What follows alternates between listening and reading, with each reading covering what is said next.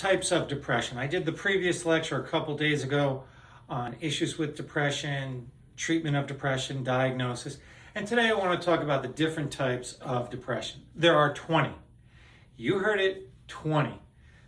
There's regular depression, which I'm not even counting in my, what you would say, list of 20. That can be mild, moderate, or severe.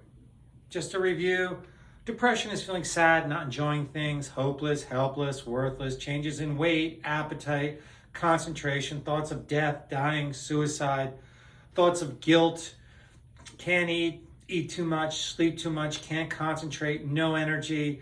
Maybe you're either irritable or excited depression, or you're just have no energy whatsoever. Well, let's go with the different types of depression.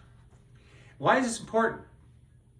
Because different types of depression represent different intensity of depression, different symptoms, different length of time, and different treatments. Hello.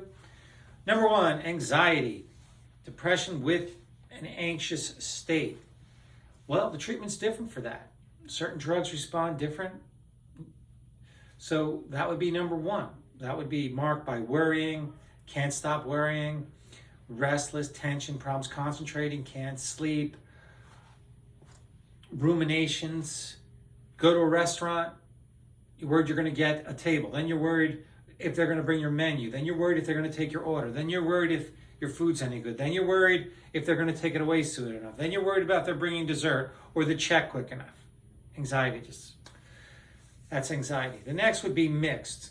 A mixed depression. Number two, what does that mean? Mixed depression means you have the depressive symptoms of a regular depression, but you may have symptoms of mania, irritability, racing thoughts, pressured speech, can't sleep, can't concentrate, grandiosity, impulsive, move from topic to topic, racing thoughts. That about covers it. So the mix would be two symptoms, two disorders almost at once, occurring simultaneously, depression and mania. What would be the next one? Melancholic depression. All that melancholic depression means is a very, very sad mood. Melancholy. That's basically what that means. The treatments are different. So if you're my patient, I get into the treatments in the previous lecture. The next type of depression would be atypical. In an atypical depression, you're either overeating, oversleeping, and there's something called leaden paralysis, where you feel like your arms and legs are made of lead and you have no energy, and just to move hurts. Just to move your arms and legs, it's called leaden paralysis. There's another key feature of an atypical. I see a lot of these. I don't know, maybe this office is like the point of last resort, but that's what I think it is. Atypical would be rejection sensitivity, meaning a normal person would get a complaint from their loved one or their boss, just a little correction or a complaint, and they get very sensitive, and they're like out of it for like 4 days or a week in bed. They cannot handle rejection sensitivity. These people tend to respond better to monoamine oxidase inhibitors, meclobamide, tranylcypromine, phenelzine. Those are the ones doctors don't like to use because some of them have lethal drug interactions with foods high in tyramine, like cheeses, aged foods, wines, Chianti, and they can cause a hypertensive crisis. But you could just have a medicine in your pocketbook or your wallet or something where you walk around. If you did have the reaction, you could just take some clonidine or something like that. Anyway, I see a lot of that. Transcranial magnetic stimulation, ECT, works in atypical. There's different severities of depression. One severity would lead us to a psychotic depression, where it's called mood congruent psychosis, where you're having delusions or hallucinations that are all involve depression themes: hell, death, dying, negative, black.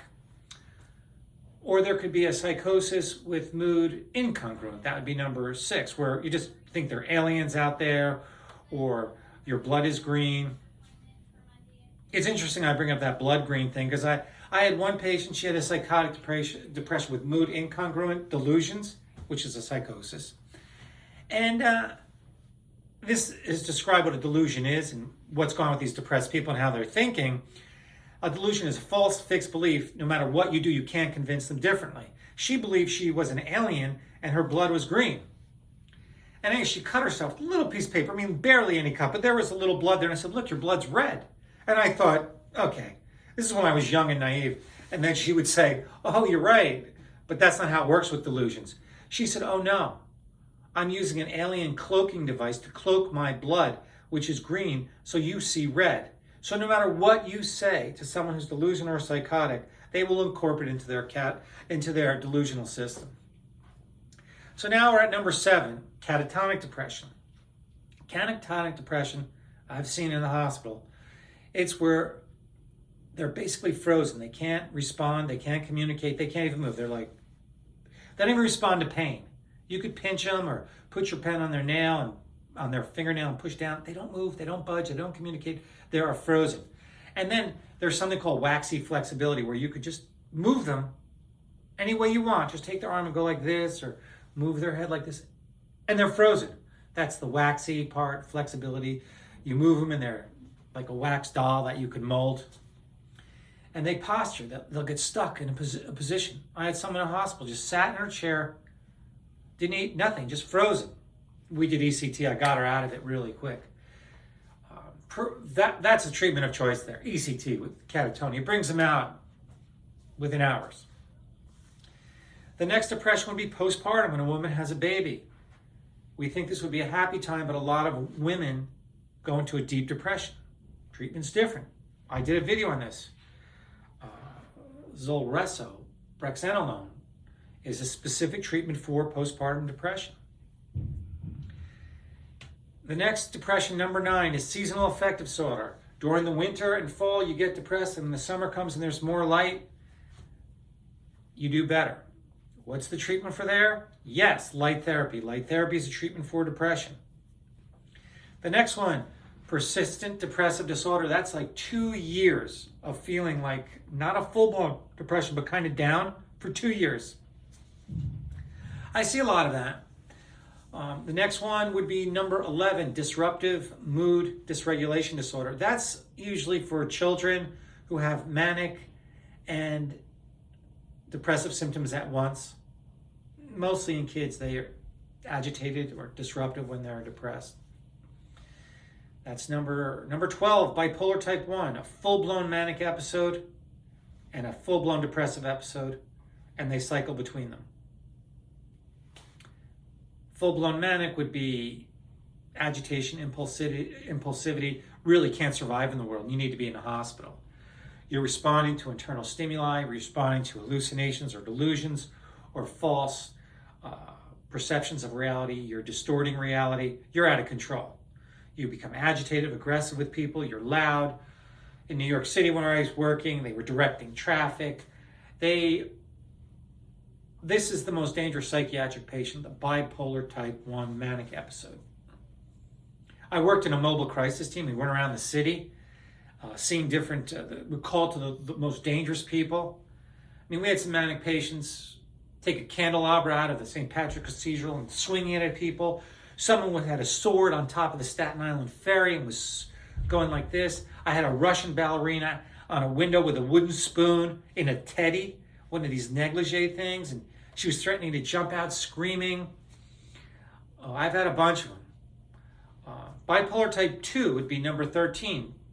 That's depression where also you have hypomanic, not so bad manic episodes.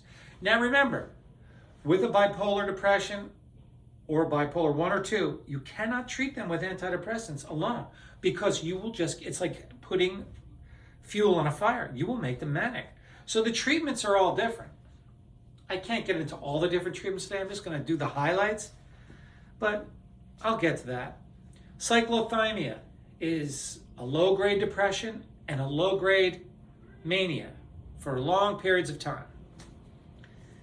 That's number 14. Number 15 would be adjustment disorder with a depressed mood. That's like you lose a job, you get fired, or you move, or you go to college, you fail a test, girlfriend breaks up with you, boyfriend breaks up with you, whatever. That number 16 would be premenstrual dysphoric disorder. That's a woman before she gets her period. It's not just feeling bad. They feel really bad to meet the criteria here. Full-blown depressive period.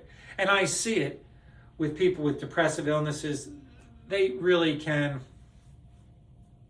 get severely depressed. It's not just a little bad. It's not just your normal woman who feels a little not so good. This is full-blown, can't get out of bed, sad, hopeless, no energy, not sleeping all day, changes in weight, can't concentrate, can't function. They're down for the count. I'm just throwing this in there because this is probably going to be my next talk. Personality disorders can incorporate depressive symptoms. So cluster A would be schizoid, schizotypal, paranoid. So schizoid was the loner type. Paranoid, they're paranoid. They think people are out to get them. People are talking about them. Schizotypal, they hear things, see things. They're a little psychotic. The other personality disorders have depressive symptoms, antisocial, histrionic, borderline, narcissistic. I'm going to talk more about that in the next talk. It's just beyond the realm of this talk. And then the anxious and the depressive personality disorders, which would be another cluster, cluster C, would be avoidant, dependent, and obsessive compulsive personality disorder. Avoidant, it is what it is. They avoid people. They get anxious when they're around people. Dependent, they need to be dependent on people. And obsessive compulsive, very ritualistic, non-spontaneous personality disorder. Here's another one. This is one of the most common. I would say the most common in the office for typical depression, obviously. Anxious depression. Then would be depression from drugs. This is number 18. Depression from drugs, the most common being drugs of abuse, but alcohol, cocaine, Molly, ecstasy, MDMA, those are the most common. Drink too much, you will get depressed. You do too much cocaine, you will get depressed. Oh, amphetamines. Do too much amphetamines, you will get depressed. 100%. This is a guaranteed just about. And then the Molly, the ecstasy, the MDMA. You overdo it, you get depressed. I don't know, I've seen some people get away with just doing a little. They actually feel better, believe it or not. But you get carried away with that stuff, the ecstasy, the Molly, the MDMA, those, what do they call them? Club drugs. You will get depressed. And I know what you read. Oh, it could help you a little. Get out of here. You overdo it. I've had people who follow different groups around the country, and they would sell Molly and do it continuously for weeks on end. They were a mess. Here's a big one. I forgot. So I would say anxious is big, mixed is big, depression from drugs is big. Here's another big one in this office. Bipolar 1 and 2, depression is big, but here is a common one. Depression from medical illnesses. Chronic pain, hurt your back, you're in pain all the time, you get depressed. What's another big one? Lupus. Lupus is joint pain, facial rash, they're miserable kidney disease, they are miserable human beings. It makes you depressed. Multiple sclerosis, sort of weakening of all you sort of get like plaques in your brain and weakness, visual, urinary problems. It's a horrible illness. I have a bunch of patients with it, and to watch them progress with it, it's a nightmare. Parkinson's disease, rheumatoid arthritis, thyroid disease is a big one. Parathyroid disease, big one, that cause depression. I forgot on the number 18, I'm on number 19, but number 18, I'm going to go back. Drugs which cause depression, I did drugs of abuse, but also we need to know that certain prescribed drugs cause depression. Accutane for severe acne of your face or body, cystic acne. Accutane causes severe depression. I had a patient, he flew a plane into a building in Tampa. He was so depressed on Accutane. What was another one? Alpha interferon, treatment for multiple sclerosis, depression. Steroids cause depression. Beta blockers that cause depression. So you got to be careful. The drugs you prescribe can cause depression. Drugs of abuse. Back to depression, medical illnesses, thyroid, parathyroid, multiple sclerosis, Parkinson's, lupus, chronic pain. And number 20 would be depression from loss of a loved one, bereavement. So when I talk about these, it's important, if you're a patient of mine, I weed out what's going on so I can give you the right drugs, because the drugs are different with all these. And if you're not going and getting things weeded out and you think you'll get treated, but you didn't stop the alcohol, the cocaine, the amphetamine, the ecstasy, your depression won't improve. I personally think there should be another category of person, a person who gets no sunlight, has a terrible diet, and doesn't exercise because they're stuck. I've had this happen, and they're eating just garbage all day long. It's happened in the past 8 months because they're afraid to go out from COVID, and they lock themselves in. It's called the COVID depression. I think that should be number 21. No sunlight, no exercise, you eat junk, and you sit and look at a computer screen all day because you're locked in your house afraid of getting COVID. Let's call it number 21. Not really. I'm kind of being funny, but the COVID depression. So thanks a lot. Hey, I would appreciate, the bulk of all my work goes on my website, Mark Agresti, M.D, on my blog, where I have hundreds of articles. And I'd appreciate likes, subscribes, and comments. And I would challenge anyone out there, if anyone can come up with a depressive illness that I have not described, let me know, because I don't think I have any. Oh, you know what's coming too?